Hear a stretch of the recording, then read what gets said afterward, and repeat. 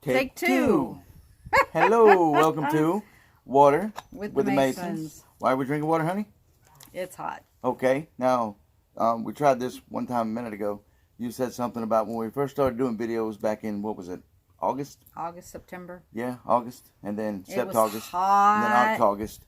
Oh, it wasn't hot. It was, oh my God, dear Lord, it's hot. Yeah, I think that was the title of one of our videos, actually. Yeah, oh dear Lord, it's and hot. we were complaining about the heat then, and now we're sitting on the porch complaining about the heat. End of March, and it's hot. Hadn't even made it a year, and still complaining about the heat. That tells you how short winters are. There are a lot of Southerners that turn on the AC. Yeah, we don't do that. In March, sometimes even February. Sometimes February. Sometimes they leave it on in August. But that's wintertime in the South. You know, it's anywhere from 13 to 113 in the winter in the South. So, let me tell you what I did today. We had a little chat yesterday, and I needed to get out of the house. I had to get me some time to myself. So she says, okay, well, we were going to go to Lowe's. Why don't you go to Lowe's? I go to Lowe's, and oh, dear Lord, everybody within a 5-county radius, I think, was at Lowe's. I actually had to hunt a parking space. But let me commend Lowe's. Because Lowe's, what they had was they had 2 people posted at every exit and entrance with gloves and masks on, hand sanitizer, wipes, wiping down every shopping cart, every cart that you carry the lumber out, all those. And then once you got inside, you could get rubber gloves. I wore my mask in, of course. You get rubber gloves, put them on, go shopping, and they actually had extra people at work to stand up where the registers are and make sure that people kept the social distancing distance away, anywhere from 6 to 8 feet away. So that was pretty good. That's really responsible. Very responsible. And that was Lowe's. And that was Lowe's. And another thing they had when you got up to the register, at least where the outdoor section was, they had a piece of plexiglass up, so there was no, sharing of the air. There was no contact with each other.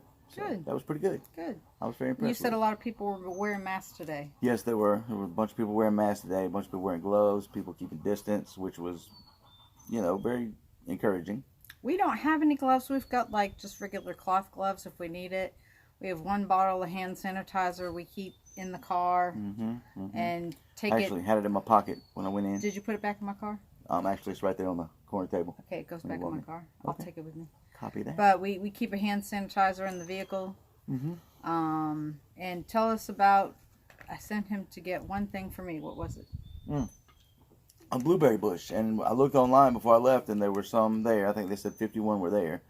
By the time I got there were none there because they had them out in front of the store. They were all gone, and the nice lady there. Another thing they were doing was that they had a lady at the outdoor area anyway, ringing people up before they got to the counter with her little hand scanner. And she actually went and found me one that someone had taken out of their shopping cart and put somewhere else.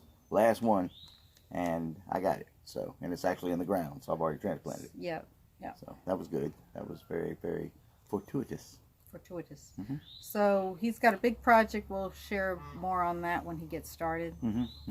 So what else did we do today? Oh, we started individually. You were cleaning out our bedroom, and I'm cleaning out the spare bedroom, and getting it nice and clean and neat, and getting ready for the granddaughters coming over. Hey, nice little wasp. That's a wasp right by my phone. Let's get into the video. Wow. That's okay. No, we're wasps. Have feelings too. Yeah, we've got a lot of decluttering to do, and it's hard when you deal with memories. Yeah. I've got to where I've done a couple moves, I've done a couple downsizings. Most of my memories fit in one cedar chest, and I never look at it. I know that's weird. It's stuff I don't want to throw away, but it's all there. Most of my memories were boxed up after my sister passed away when I was in prison, and we actually went back home, and my adopted sister, she's just as much my sister as my real sister was, actually gave me all the boxes that stuff was boxed up in, and actually came across when I was decluttering my mom and dad's wedding picture. So that was pretty cool. I found a note card that said, remember, in the end, the survivors tell the story.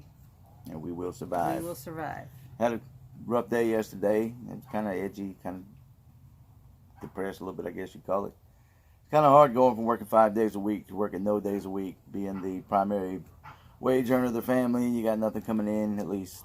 I mean, it was encouraging yesterday. The government signed that CARE Act into play, so Still probably going to be 3 to 4 weeks before anybody sees any of that money coming from the IRS. But it's still encouraging knowing that they did make the steps to help out the people that aren't working. Now, hopefully, with the money they're pouring into small businesses and even large businesses, that maybe that we can get some of the people back to work.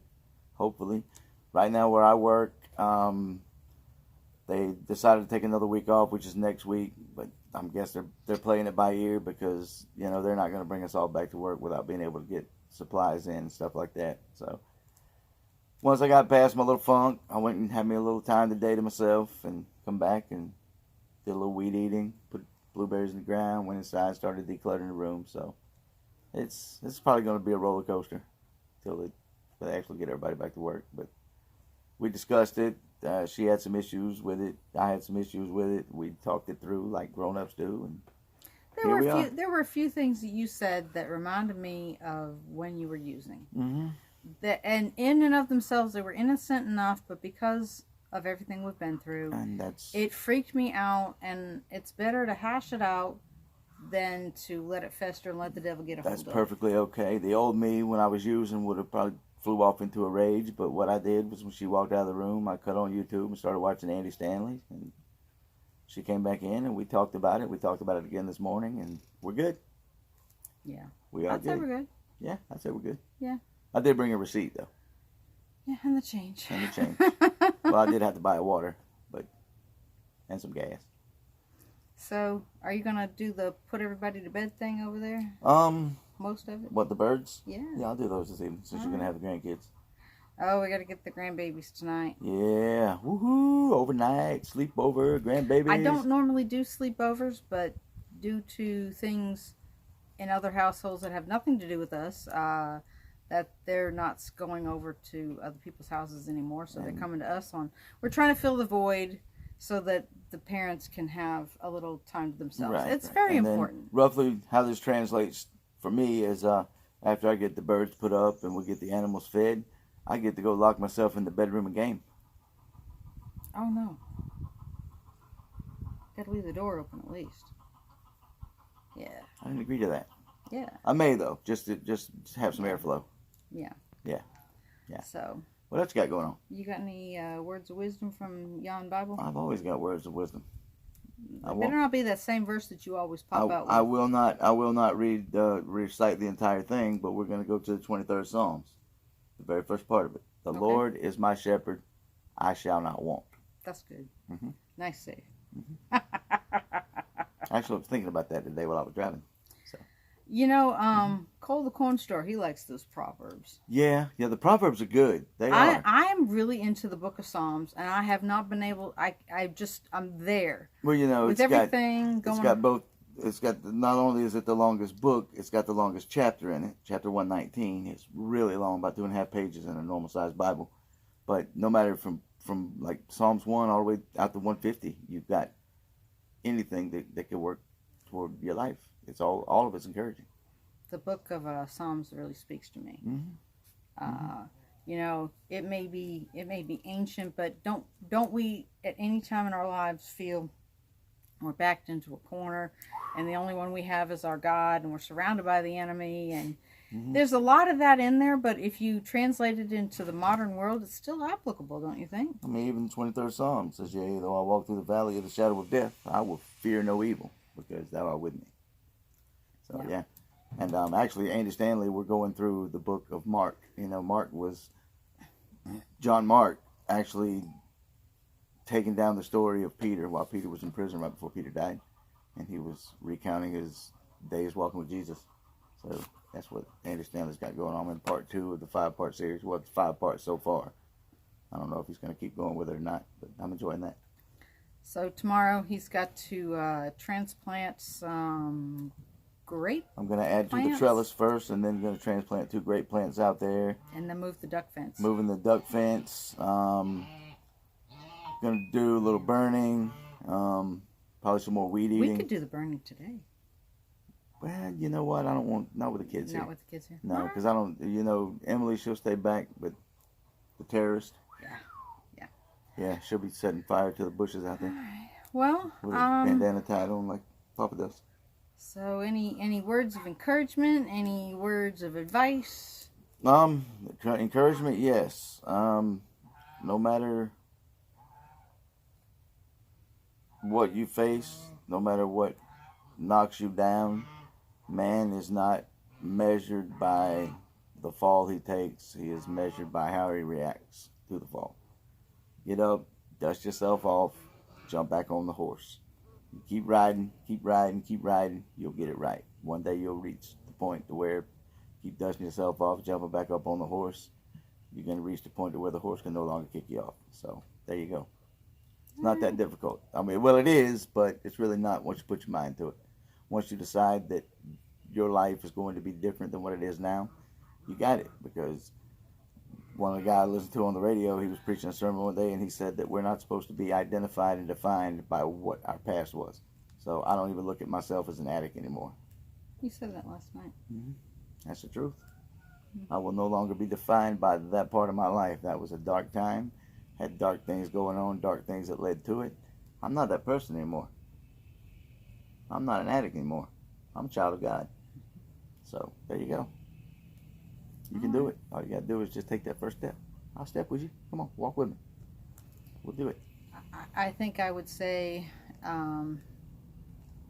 try. I live in two worlds. I keep an eye out on the macro, big picture, and then I also try and live in the present. I don't live in the past. I don't live in the future. I try and live in the now. I keep an eye on things, but I try and live in the now. I like that. That was actually a line in Wayne's World movie. Okay. He told the guy, "Live in the now." Really? Yeah. I don't think I've ever seen that movie. Oh, it's pretty funny. All right. But if you can, let someone take that journey with you. Lean on them. Someone you trust, someone you love, because life's baggage is a whole lot easier to carry if you let somebody grab the other side of it. I would say that a year ago we were off and on in a really bad place. We were close to divorce. And closer than I want to admit. A lot of my Facebook posts were actually prayers for other people. Stop, I'm talking. No. A lot of my stuff that I was posting was prayers for other people. And I really was trying to take my mind off of my own set of anxieties and worries and difficult circumstances and try and pray to a better place or think about other people besides myself.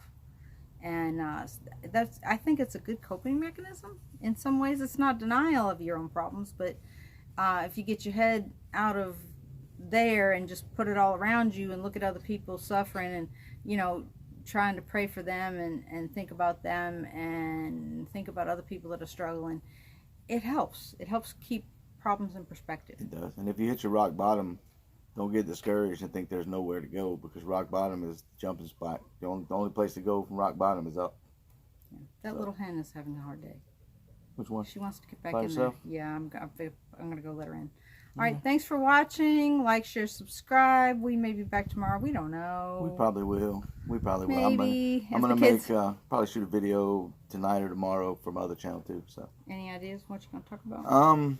Actually, I may shoot the geese and then try and do a voiceover. Do it like a UFC goose. Oh, if you got them some fresh water, they'd be all over it. You may as well. I know. I may go out there and shoot it with a camera. They're so and funny. Then get the camera and do a voiceover while I'm watching it, because that's going to be with no sports going on. I think UFC Goose UFC 1. Yeah. Yes. There you go. All right. UG. I gotta go. United Goose Championship. I gotta go. All right. Love you guys. Peace out.